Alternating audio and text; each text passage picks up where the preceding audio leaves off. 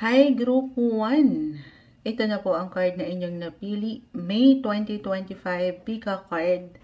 Tayo ay live na live. Babasahin natin ito. Nasa YT tayo.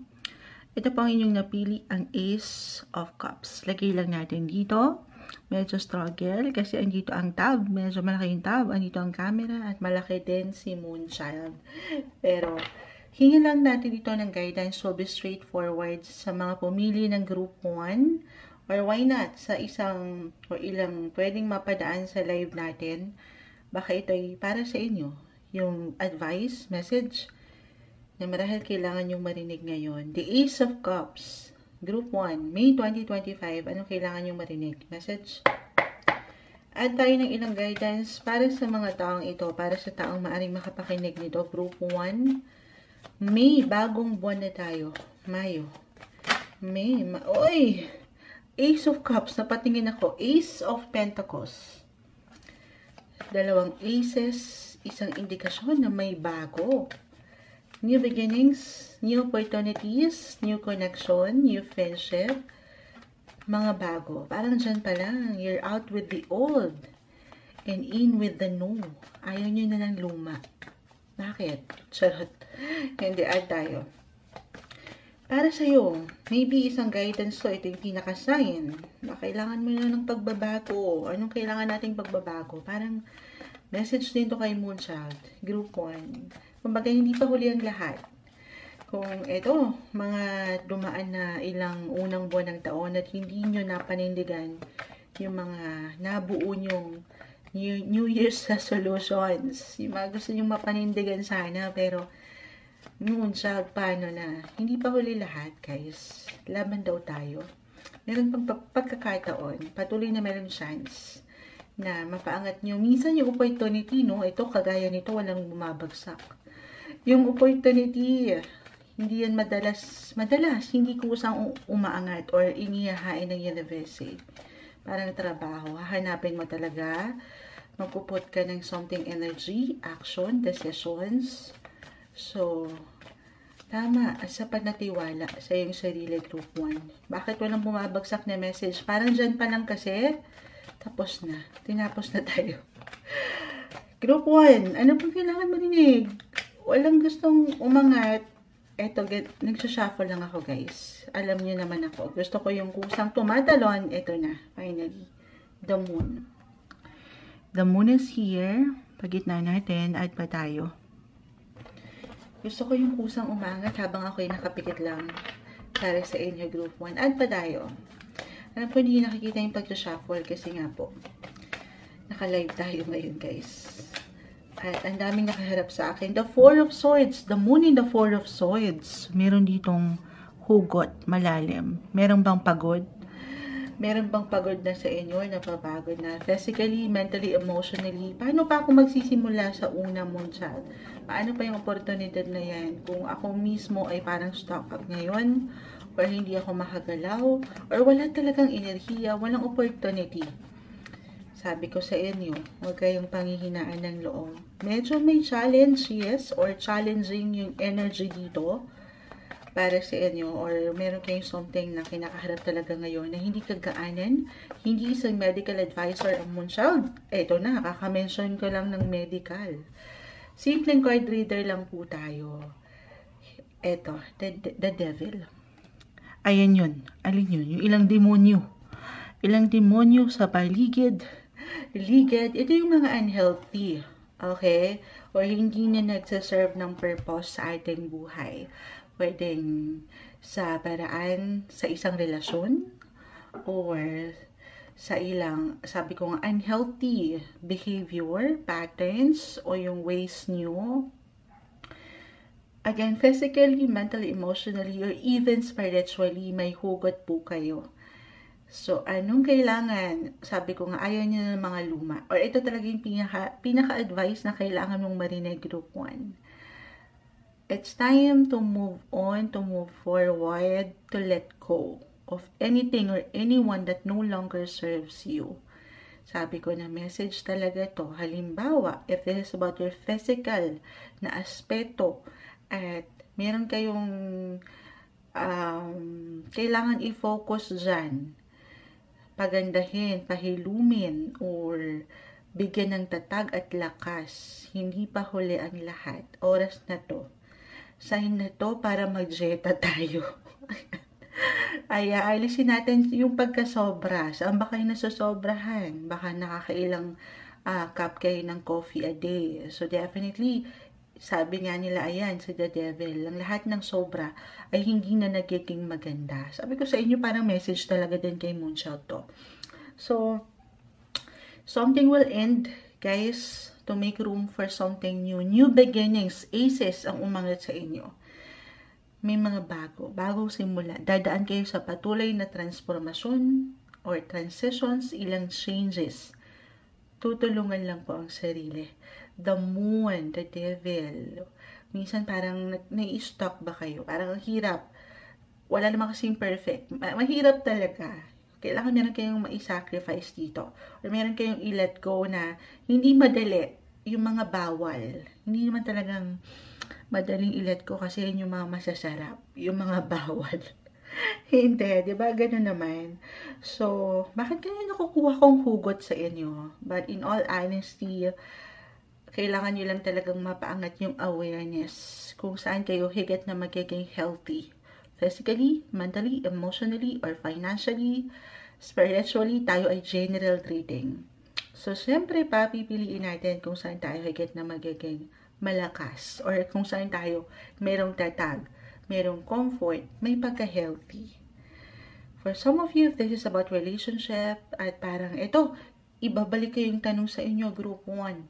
Sa part na ito, of course, hindi lang sa pangatawan. Siyempre, kayo yung higit na makapagsasabi dyan kung kamusta kayo physically. But if this is about emotions, your feelings, na kahit, ayan, couples, especially in a relationship, siyempre, kayo yung may mga karelasyon, kayo ang makapagpapasya. Guys, baka nababalutan dito kayo ng ilang pagkasobra at dito hindi siya nagiging magaan na o nasasaktan lang kayo at hindi na healthy yung relationship. Tanungin ng sarili, on a soul level pa ba yung connection? May pagka-excess. Sumasakit lang inyong ulo, napapagod lang kayo. Okay. So, sa part na yan, kayo higit po na makapagsasabi kung kailangan nyo na bang mag-move on so you can move forward at maharap yung mga pagbabago, bagong simula sa inyong buhay. Okay. Ito yung ganito yung energy na umaangat para sa inyo.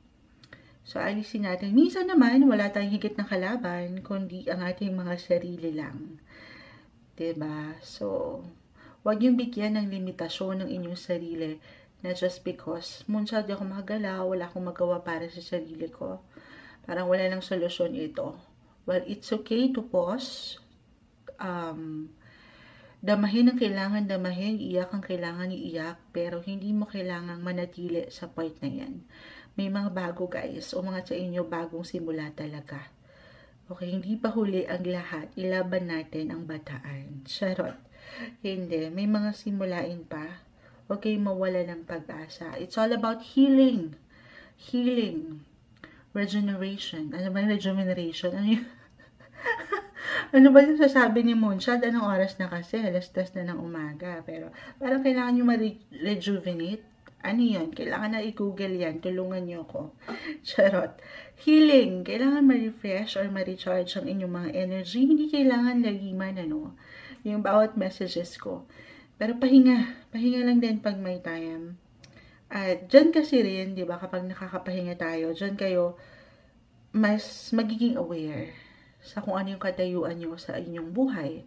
Maparelasyon man, trabaho, pera, or sa inyong mga sariling agam-agam. It's time to heal. Group 1, it's time to let go. Again, yung mga unhealthy or unnecessary, yung hindi na nagsaserve ng purpose para sa inyo. Para bumuka ang bukang liwayway. Hindi. Itong mga opportunity. Baka kasi nagkakaroon ng blockage. Okay? Kasi nga, stock up tayo. Hindi tayo makakilos. At nababalutan tayo ng ilang kadiliman ni the devil na ayaw natin. So, unti-unti lang din. Hindi mo kailangan madaliin. Wala namang overnight success. Kung nandito kayo sa day 1, ace kasi nakuha natin. Kumbaga, magsisimula kayo from scratch, from zero. So, take it easy.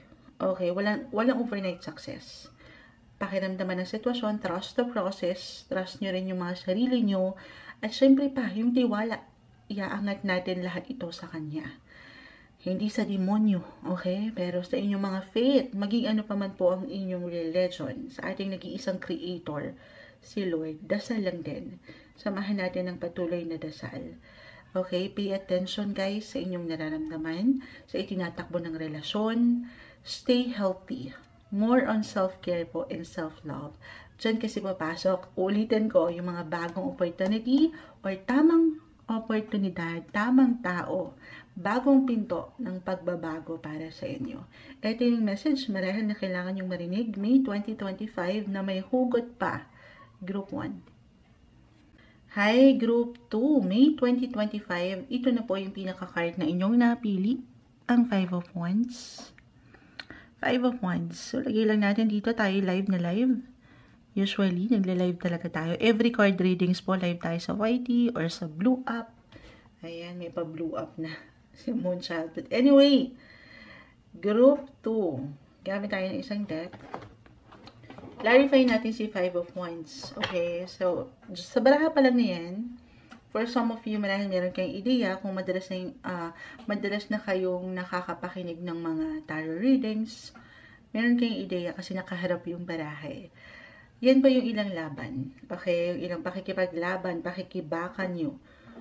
Yes, hindi siya madaling baraha. Maring meron ilang conflict, tension, life in general. Okay, pero sa baraha na yan, dyan kayo higit na maaring tumatag or pinatatatag ng ilang struggle na yan.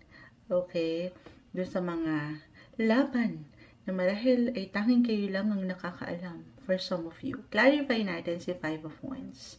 Anong kailangan marinig ng taong ito? May 2025, Group 2, add lang tayo ng ilang messages. Will be straightforward.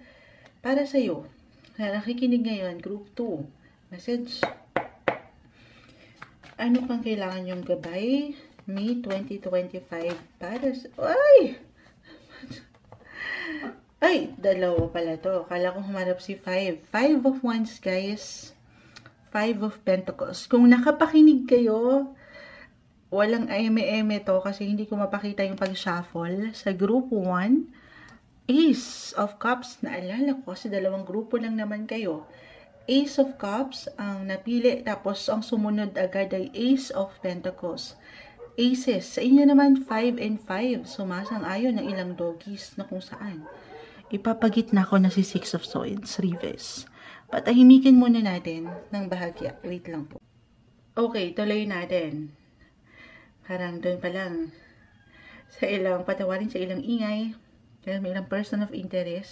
Sa inyong baraha, may ilang person of interest din. Charis, hindi. Pero, hindi madali. I will be honest. Hindi ko tatamisan, wag laliman, mensaheng gabay lamang po. Maaring ito ay para sa ilan sa inyo naramdaman na or patuloy na nararamdaman. Merong difficulty, may ilang struggle, challenge, or nagiging challenging ang ilang sitwasyon ngayon. Could be physically, mentally, emotionally, tayo po ay general reading or financially. Oo. Parang, ang hirap mag-move forward sa ilang sitwasyon. Para sa ilan, ayan, parang, why I'm getting a message na gusto na lang takbuhan itong ilang struggle na to, itong ilang laban na to sa buhay kasi parang ang hirap panghawakan o ang hirap na. Hindi nagiging madali ang ilang sitwasyon. Pero, lalo pa kung ikaw lang to, no? I mean, dalahin mo to. Kumbaga, sabi ko nga, yung laban na tanging ikaw lang nakakaalam. For some of you, just only take what resonate. Yung hindi kayo makapaghingi ng tulong or hindi kayo makapagsalita. Ini-encourage ka ng baraha na, ayan, Group 2, rock the boat. Rock the boat. Kita mo. Nasa bangka kay. 6 of Swords. This one is in reverse. Sasabay ka sa agos ng buhay na to, hindi mo tatakasan. Lalo pa if there's something na problema, syempre ayaw nating takasan. Pero hindi ka rin naman kailangan ma-pressure or magmadali. Lalo pa rin if this is something may hugot or something malalim na struggle, problema. Okay? Tuloy mo lang yung pagsagwan. Pagsagwan, tama ba? Ano daw yun? Pag agos, sasabay tayo, hindi madali. Maaring ang ilan ay stuck up right now or trap sa situation. Kaya parang feeling nyo walang solusyon or andyan na kayo. Diyan na lang. Hindi na uusad. Okay. Pero sa true niyan, this is something, uulitin ko, 5 and 5. May changes. 5 is all about changes. Yun lang. Kailangan mapagdaanan mo talaga yan. Parte ng iyong mission, yung ilang struggle na yan. Kasi dyan ka po, higit na. Hindi mo pa man yan ma-realize, pero pinagtitibay ng buhay. Okay? Hindi madali, pero meron mang ilang conflict or war, walang ihahain sa iyo ang universe. Totoo yun. Walang ihahain sa iyo ang buhay na hindi mo kakayanin panghawakan. Yes po. At pa tayo ha, kasi dyan palang may hugot na. Para sa mga group 2, May 2025, anong kailangan gabay ang marapat niyong marinig pa? Message. Group 2. May hugot ang mga group 2. Anong kailangan nyo pang marinig? Uy! The 8 of Swords. Medyo nagiging negative na pag-iisip. May ilang negative thoughts. May ilang imbalances. The 6 of Pentacles reverse. Especially kung may parang trap. Parang hindi. 2 of Swords. Nagiging indecisive kayo. 8 and 2, ayan, ito naman, the Empress. The Empress. Guys, sa kabila ng ilang struggle na to, nasa inyo ang ganda. Nasa inyo ang kalakasan. Meron kayong power para mapanghawakan ang inyong sitwasyon. May solusyon. Okay? Meron. May solusyon, resolusyon, malalagpasan. Itong ilang imbalances or parang tension na nararamdaman or pwede nyo kaharapin ngayon pa lang for some of you. May ganda po. May ganda dyan sa ilang hirap na pinagdadaanan mo. Hindi mo pa man yan ma-realize or makita ngayon. Sabi ko sa inyo, meron kayong something ganda dyan na mababaon or mapupulot. Or sabi ko nga, nasa inyo mismo ang ganda na yan. Okay, wag lang kayong mag-escape doon sa reality. Kung ano yung ngayon. Yakapin, pagtanggap sa kung ano yung sitwasyon ngayon. Hindi man madali. Maparelasyon man, trabaho, pera, pamilya. Merong ganda. Or maybe, ito yung advice na sa totoo lang, lalo kayong gumaganda, lalo kayong lumalakas, sabi ko nga, sa ilang pinagdadaanan nyo na yan, Monshal, parang alabo niyan.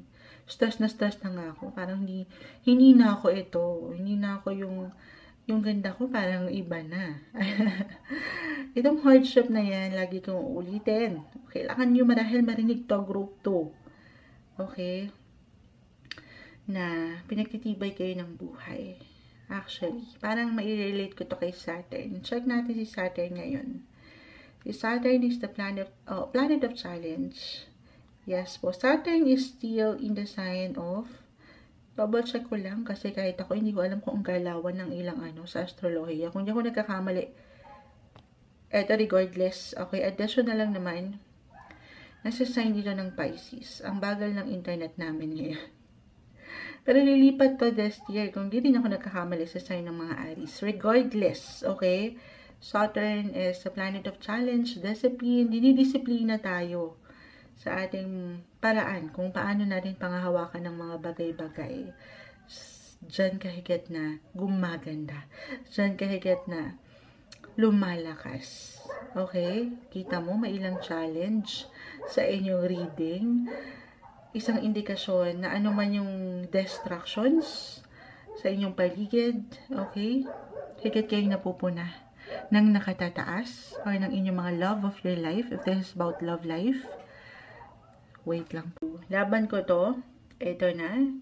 Sana sa ilang kaingayan, sabi ko nga, ilang sagabal, distraction sa paligid, group 2, hindi yan maging dahilan para tuluyan kang tumigil, okay, sa mga gusto mong pangpatunguhan or marating sa iyong buhay, karera, trabaho, relasyon. Tayo ay general reading, just only take what resonate. Be unstoppable, for better or worse, okay? Kumbaga, through thick and thin. Ayan. May ganda sa pinagdadaanan mo, aking uulitin. Just stay more grounded, realistic, practical, yung solid na ikaw. Okay? At huwag kang papadistract sa ilang ganap na ito. Minsan wala tayong higit na kalaban kung paano lang natin hinahandle ang sitwasyon. Paano tayo nag-iisip, di ba? Minsan wala tayong higit na kalaban kundi ang ating mga sarili. So focus, eyes on the prize, guys. Unti-unti. At yung mga pangarap mo, yung mga ganda, mga mamahalin ba, or mga gusto mong maibigay, 6 of Pentacles. Lalo pa kung kayo yung mga providers, breadwinners, sa pamilya, sa mga mahal mo, or sa mga bata, ayan, the Empress card, sa inyong mga anak. May bibigay yan. May bibigay. Kasi nandyan yung puso yung ganda nyo, yung lakas. Pero, yun lang. Hindi nyo na dadamahin kasi ang ilan sa inyo maaari ngayong May ay maging extra sensitive or emotional na ang ganda, okay lang, it's okay not to be okay minsan, pero wag kayong papadala sa emosyon or baka yun yung maging dahilan para matrap kayo or hindi na kayo umusad, okay, or hindi na kayo manlaban. Be unstoppable, okay? At stay positive kasi nakakakuha ko ng ilang negative energy. Minsan sabi ko nga, hindi makatutulong yun, syempre pa. Kung mayroong ilang nega, reversal tayo. Baka may ilang nega sa paligid or kung paano tayo mag-isip. So, ayaw natin yun. Okay, ayaw natin yun. Start fresh, parang ganon. At may ilang changes po. Sabay ka sa agos ng buhay. Patuloy mong paangatian yung mga kagustuhan mo pa. Nang hindi ka naiinap o nagmamadali na pressure sa ilang ganap sa iyong paligid. Okay? Be unstoppable. Be confident. Nai-impress. Umaangat yung inyong aura. Pagiging magnetic. Or yung mga diskarte, yung inyong mga paraan na merong lakas at ganda. Yes po. Nasa inyo na lahat yan. Sa kabila ng ilang pinagdadaanan nyo, merong solusyon. Malalagpasan, makakaya. Ito yung umaangat na may hugot pa. Guidance, advice yan marahil na kailangan yung marinig. Ngayong buwan ng May 2025, Group 2.